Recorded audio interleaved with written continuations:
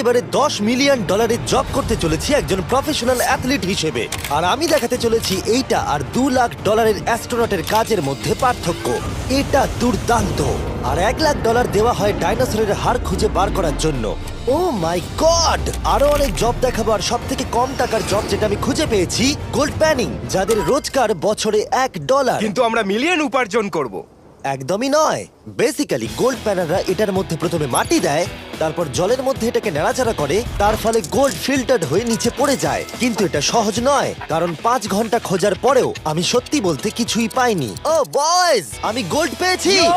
এই ছোট্ট জিনিসটার মূল্য কত হবে? এটা হবে 2 সেন্ট। আমি এটাই বলতে চেয়েছিলাম। সারা বছর এই কাজটা করে তুমি মাত্র $1 রোজগার করবে, কিন্তু সৌভাগ্যবশত আমরা সেই জব করতে চলেছি যেটা করে বছরে $10 মিলিয়ন রোজগার করা যায়। কিন্তু প্রথমে দেখা যাক যে কাজ করে মানুষ বছরে $1 লাখ রোজগার করতে পারে।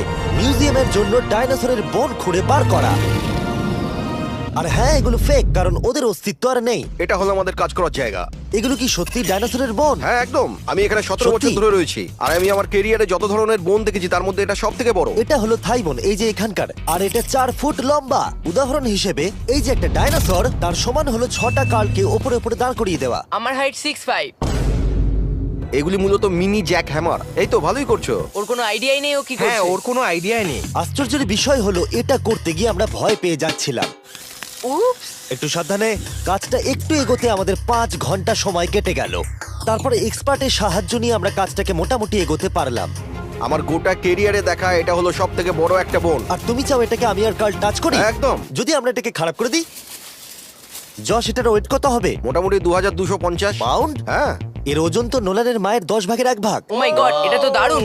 এখন যেহেতু এই হাটটা এতটাই প্রাচীন, তাই আমরা এটাকে তোলার আগে ভালো করে সংরক্ষণ করলাম। না হলে এটা দুটুকরো হয়ে ভেঙে যেত।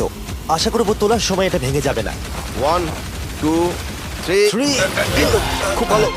এদিকটা নিয়ে এসো। খুব ভালো। এই প্রথমবার কোনো মানুষ এটাকে বয়ে নিয়ে যাচ্ছে। একজন ইউটিউবার ডাইনোসর বোন নিয়ে যাচ্ছে। টেবিলের সামনেটা নিয়ে চলো। ঠিক আছে। 1 2 চলো। এই তো খুব ভালো। কাল তোমার হাতটা দেখবে। বিশ্বাস করবে কিনা জানি না, কিন্তু এই ডাইনোসর বোনটা তার জায়গা খুঁজে নিল একটা মিউজিয়ামে। আর যেহেতু মিউজিয়াম খুবই বোরিং হয়, তাই আমরা চলে গেলাম $2 লাখ জবে, নাসাতে অ্যাস্ট্রোনট ট্রেনিং। আর আমার প্রথম মিশন হলো একটা অফিসিয়াল লুনার রোভার চালানো। এটা নিশ্চয়ই একদিন চাঁদে থাকবে। হ্যাঁ, এটাতে করেই একদিন আমরা চাঁদে ঘুরে বেড়াবো। ওরা আমাকে কেন এটা চালাতে দিল? দরজাটা খোলো। আমি এটাকে কি করে চালাবো? ওই স্টিকটাকে সামনের দিকে করো। এক্ষুনি? হ্যাঁ, করো, সামনের দিকে করো। অন্য কেউ চালাও, ও আমাদের মেরে ফেলবে। আমার ভয় লাগছে। হ্যাঁ, ঠিক হচ্ছে। ও, এটা তো দারুণ। চলো এবং টুইস্ট করো।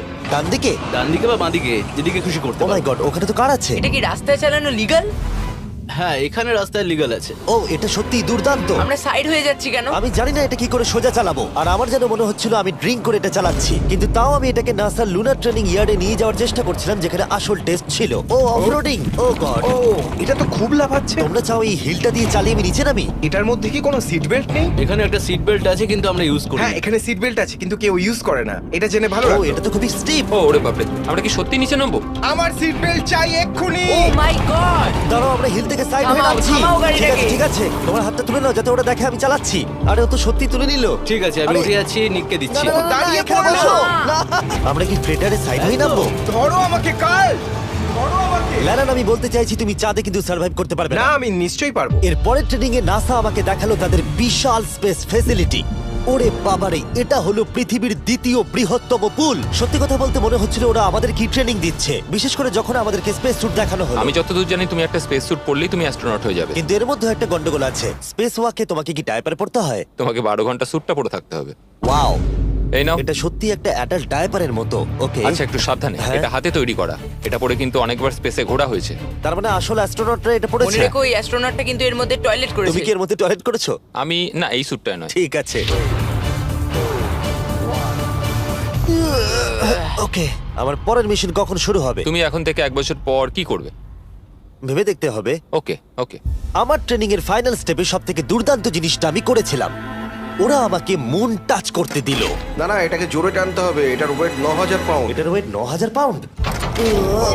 ভাই, দারুণ। পৃথিবীর মধ্যে এটা সব থেকে বড় চাঁদের পাথরের কালেকশন। আমার বিশ্বাসই হচ্ছে না এটা আমি করতে যাচ্ছি। তুমি এখন জানলে আমাদের ইউটিউব চ্যানেল আছে। হ্যাঁ।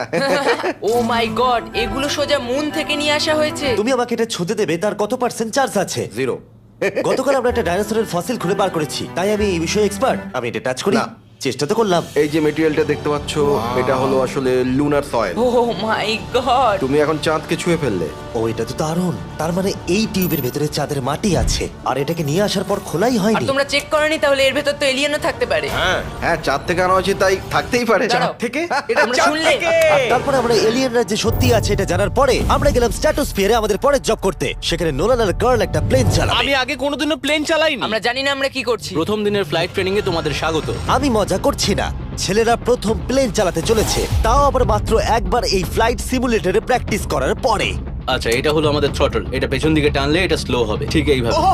ও মাই গড। আর নোলান ক্র্যাশ করার পরে, ক্র্যাশ করার পরে এবং ক্র্যাশ করার পরে, তুমি প্লেনটাকে ক্র্যাশ করে দিলে। তারপরে যদিও সে সাকসেসফুলি ল্যান্ড করিয়েছে, আর সেই কারণেই সে আসল প্লেন চালাবার অনুমতি পেল।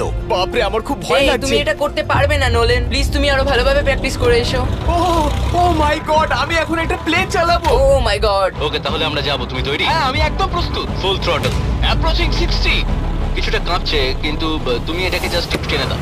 আমরা টেক অফ করছি। এই তো, খুব ভালো। ও মাই গড, তোমার প্রাণ এখন আমার হাতে। এ সত্যি এই পুরো জিনিসটাকে একা কন্ট্রোল করছে। হ্যাঁ, ও সবকিছু একাই করছে। আচ্ছা, টার্বুলেন্সের জন্য ক্র্যাশ হয় না তো? কি বলি? এটা দেখো, আমি এখন ডান দিকে যাব। চলো। ডান দিকে চলো। ও মাই গড, আমরা হেলে যাচ্ছি। আমার বিশ্বাসই হচ্ছে না এটাকে আমি কন্ট্রোল করছি। হাত ছেড়ে দিয়েছি। এরকম করো না। ও মাই গড। তুমি কি পাগল? আমি তোমাকে মেরে ফেলবো।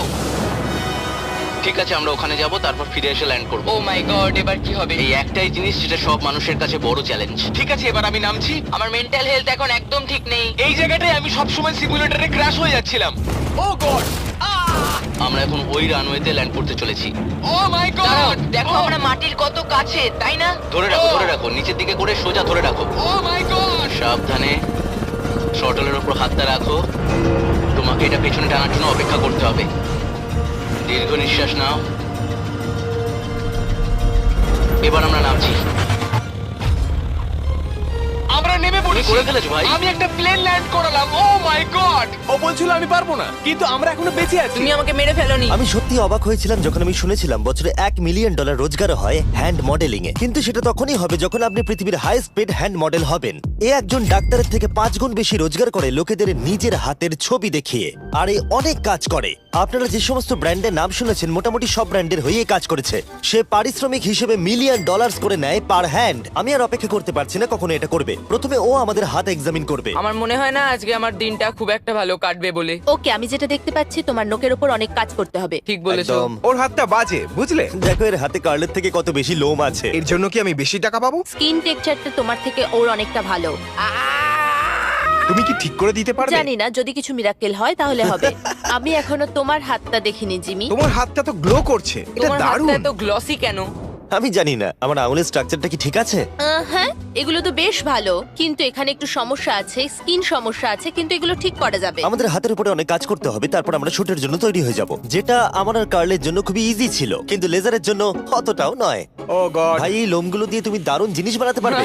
এই চুলগুলো আমার সঙ্গে সারা জীবন ছিল, কিন্তু চাইলেই এর সাহায্যে $1 মিলিয়ন উপার্জন করতে পারো। আর এখন যেহেতু আমার হাত আগের মতো নেই, তাই আমরা একটা ম্যাগাজিনের জন্য মডেল হতে পারলাম। এই ছবিগুলো সারা আমেরিকায় বিলবোর্ডেতে দেখানো হবে এই ওয়াচগুলো প্রমোট করার জন্য।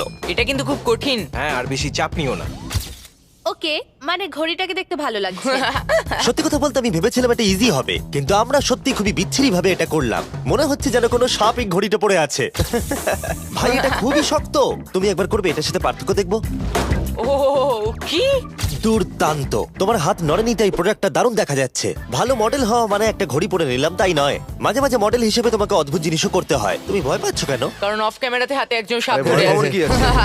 চিন্তা করো না কার্ল, চিন্তা করো না। ওর হাতটা এখানে রাখো যাতে ওর মাথাটা একটু সাপোর্ট পায়। হ্যাঁ একদম। এর মাঝে আমি একটা জিনিস ঢোকাতে চাই, সেটা হলো ইমোর্টালস অফ অ্যাভিয়াম। এর এই ভিডিওর স্পন্সর। একটু এখানটা ধরো। হ্যাঁ ঠিক আছে। এখন এই মডেলিং করছে একটা ওয়াচ, একটা স্নেক আর এই গেমটার। ও এটা দেখো, এটা দুর্দান্ত লাগছে।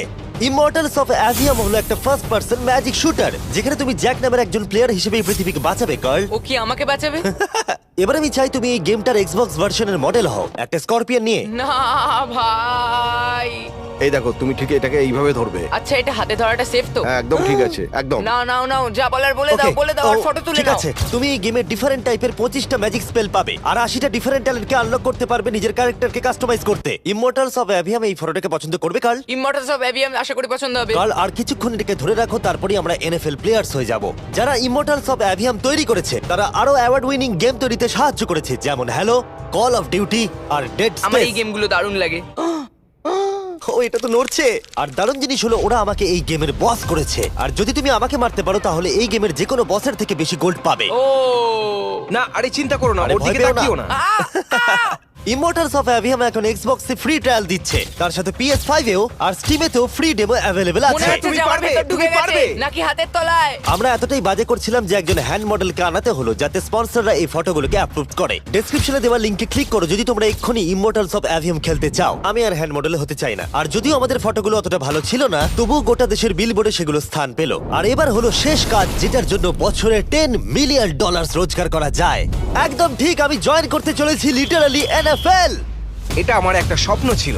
যদি তোমাদের মনে হয় এটা ফেক, এই দেখো আমি সাইন করছি একটা রিয়েল কন্ট্রাক্ট, তার ফলে আমি বাকেনিয়ার্স এর এখন রিয়েল প্লেয়ার, আর ওরা আমাকে দেবে $10 মিলিয়ন।